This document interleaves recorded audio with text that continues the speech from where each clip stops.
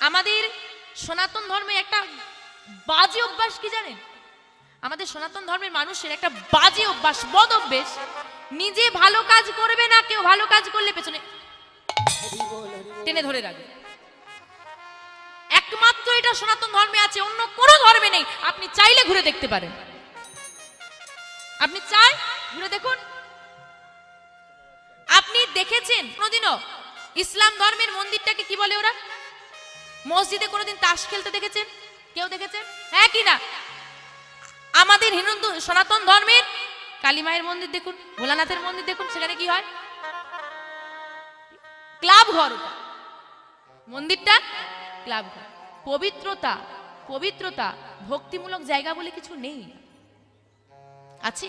এটা অন্য ধর্মে চলে যান দেখি, আপনি মন্দিরে তাস খেলবেন? আছে কোন ধর্মে? একমাত্র আছে সনাতন ধর্মে। এগুলো বলতে গেলে খারাপ, যে বলবে সে খারাপ। বাজে বকছি। আমরা ভুলগুলো দেখি, অন্যায়গুলো সহ্য করি, প্রতিবাদ করি না, আমরা বরং তাদের সঙ্গে সঙ্গ দিই। মন্দির একটা পবিত্র স্থান, মানুষ কত ভক্তি নিয়ে সেই মন্দিরে আসে। মানুষ যখন ভক্তি নিয়ে সেই মন্দিরে পুজো করতে এলো, দেখলো পাশে কয়েকজন বসে সিগারেটে ফু দিচ্ছে। আবার বাবা এখন ভোলানাথের মন্দিরে বসে যদি সিগারেটে ফু দেয় বা অন্য কিছু খায়, আরে বাবার প্রসাদ, আরে বাবার প্রসাদ, বাবা প্রসাদ তুই হ্যাঁ খাচ্ছিস খা, বাবা বিষ খেয়েছিল সেটাও খেয়ে দেখা, আমরা এনে দিচ্ছি, পয়সা তোকে দিতে হবে। ভোলানাথ বিনা পয়সায় পেয়েছিল না, তোকেও বিনা পয়সায় দেবো, খেয়ে দেখা।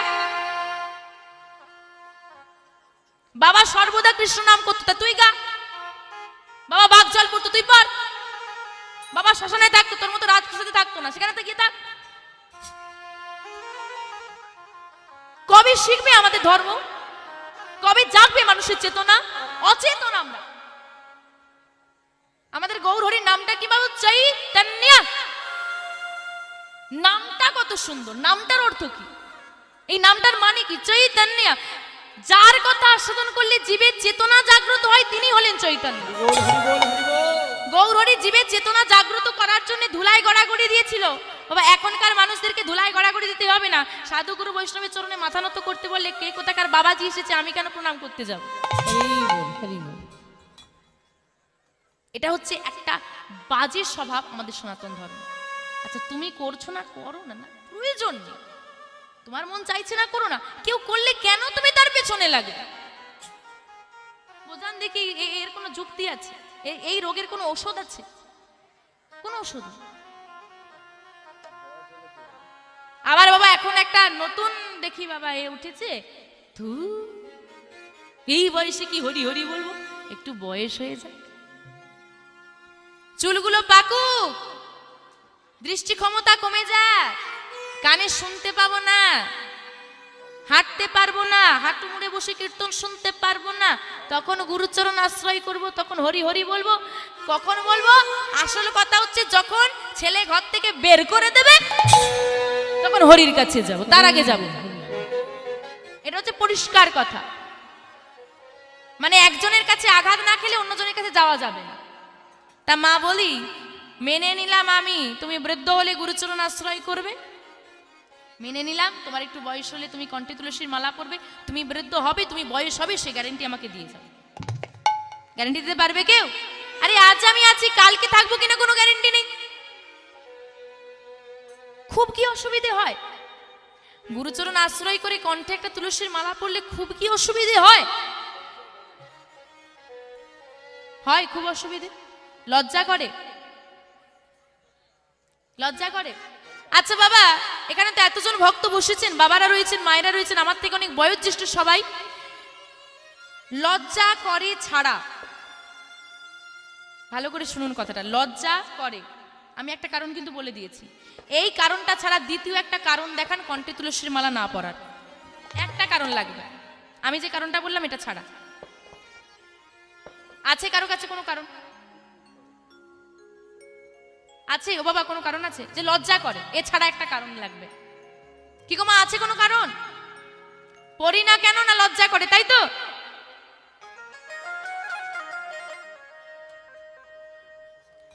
এবার বলি মা, দোষটা তোমার নয়, দোষটা তোমার মায়ের।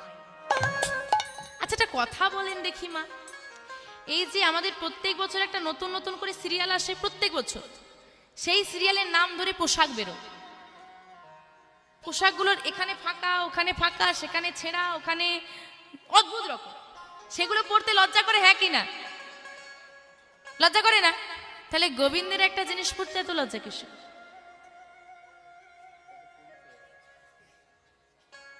লজ্জাটা করার একটাই কারণ, তোমার মা এর জন্য দোষী।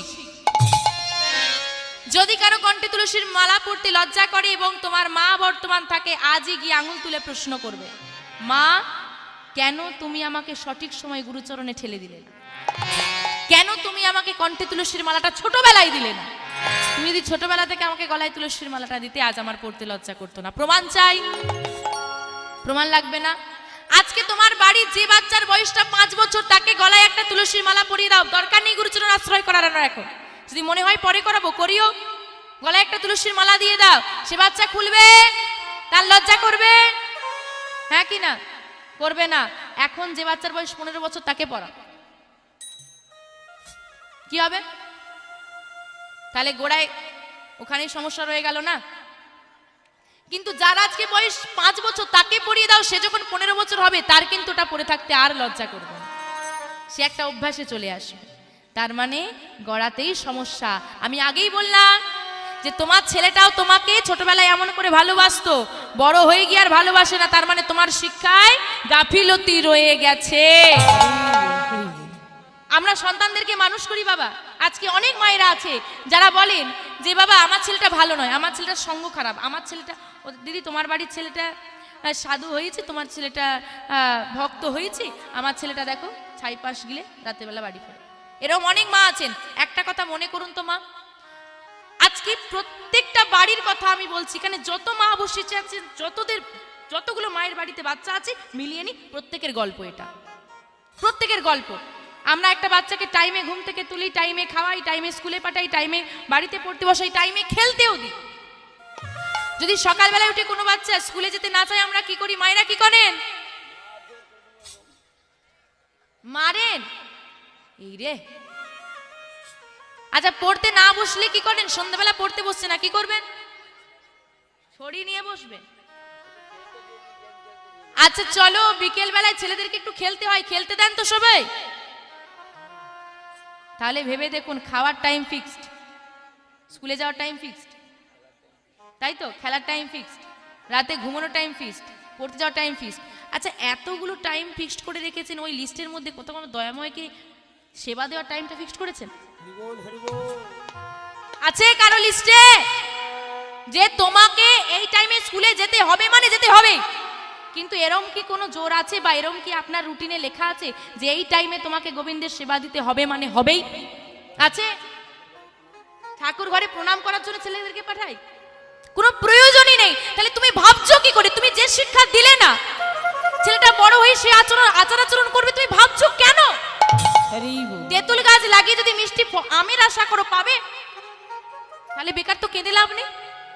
আমার ছেলে আমাকে দেখলো না, আমার ছেলেটা ভালো হলো না, কেন কাঁদছো?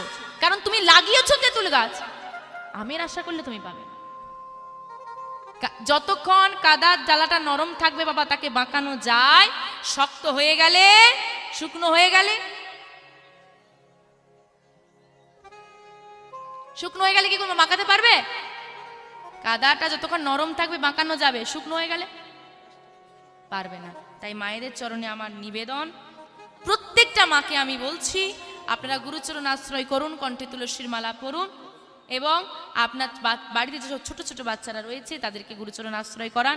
এছাড়া কিন্তু আমাদের সনাতন ধর্মকে আমরা এগিয়ে নিয়ে যেতে পারবো না। আজকে আপনি যেদিকে তাকাবেন প্রত্যেকটা ধর্ম ঊর্ধ্বমুখী, একমাত্র আমাদের সনাতন ধর্ম নিম্নমুখী, নিচের দিকে নামতে চলেছে। অথচ আমাদের সনাতন ধর্ম সব থেকে আদি ধর্ম, সব থেকে আদি ধর্ম হচ্ছে সনাতন ধর্ম। এই ধর্মের মতো মহৎ ধর্ম, উদার ধর্ম আর হতে পারে না। তাই সবার কাছে আমার বিনীত নিবেদন, সবাই গুরুচরণ আশ্রয় করুন। অন্তত ভাবুন যে আমি করব। আসুন আমরা ব্রতী করি যে আমরা আমাদের সনাতন ধর্মকে এগিয়ে নিয়ে যাব। রাধে রাধে। আজকে বিহারী বাবা, এই যে বাবা আমরা বললাম আস্তিক, নাস্তিক সম্প্রদায়ভুক্ত মানুষ আস্তিক সম্প্রদায়কে ঘিরে ধরছি, তাই আপনারা ভয় পাবেন না, এগিয়ে যাবেন, সুযোগ দেবেন না তারা যেন আমাদেরকে ঘিরে ধরতে পারে। যদি কেউ বলে যে তুলসীর মালা পরেছি ভালো লাগছে না, উত্তরটা তাকে এভাবে ফিরিয়ে দিন যে আমি সনাতন ধর্মের মানুষের কণ্ঠে তুলসীর মালা পরেছি, তুমি যে সনাতন ধর্মের মানুষ তোমার পরিচয় কোথায়? বিদেশিদের কণ্ঠে তুলসীর মালা, তুমি সনাতন ধর্মের মানুষ হয়ে তোমার গলায় তুলসীর মালা নাই, তোমাকে দিকে প্রশ্ন করে তুমি সনাতন ধর্মের মানুষ, তোমার পরিচয় কোথায়? তুমি কিন্তু দিতে পারবে না। আর একটা উত্তর খুব জমিয়ে দেবেন, যেটা হচ্ছে আমি পড়েছি তোর জ্বালা কোথায়। শুধু এইটুকুটা বলবেন, বেশি বলার দরকার নেই, যে আমি পড়েছি তোর জ্বালাটা কোথায়, এটুকু বলে দেবেন, দেখবেন আর ধারে কাছে ঘেসবেন।